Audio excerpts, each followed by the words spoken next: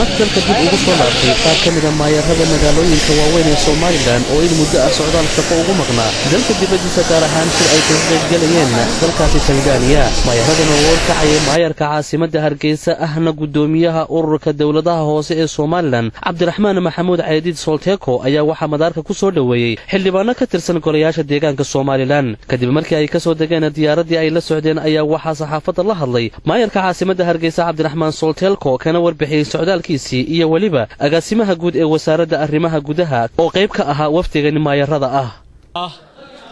annagoo ku soconna 9 maayir oo ka socda ururka dawladaha hoose ee Soomaaliland wasaaradda arrimaha gudaha oo ay ka socdaan agaasimaha guud iyo agaasimaha gobolada agaasimo waaxeedka gobolada iyo degmooyinka iyo sekretariyatka ururka Al-Ghazal ee ay dawladaha hoose ku midoobeen.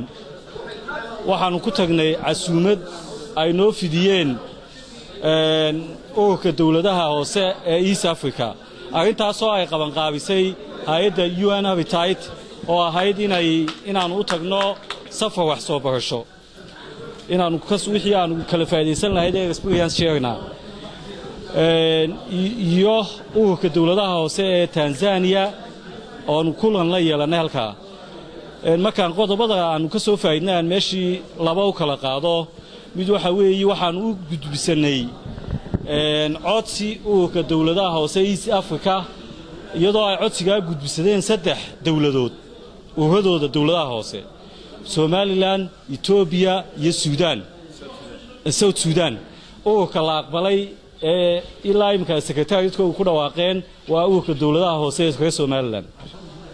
dhammaan shacabka Somaliland saxaafadda madaxa bannaan aad baan u salaamayaa. maayarka dhameeyay ujeedada safarkayga Caruusha aan soo koobo waxaan casuumay ururka dawladaha hoose bariga Afrika oo ka kooban Tanzania, Kenya, Burundi iyo Rwanda oo la yiraahdo iyagla waxaan marti u ahayn ururka dawladaha hoose Tanzania oo la yiraahdo ALAT. waxaan anaga qaban qaabadeeda facilitation ka lahaa UN Habitat oo nagala socdo Cabdiraxmaan officerka maartay halkan Somaliland ah iyo Xasan ya nagala socday.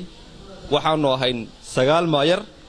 si kastaba ha ahaatee aqoontani ay ka soo kororsadeen maayaradani ayaa la filayaa in ay dalka dib ugu soo celiyaan isla markaasina ay wax kaga qabtaan xilalkan shaqo ay hayaan. Yaxya Sheekh Ismaaciil, telefishinka caalamiga Royal TV, magaalada Hargeysa.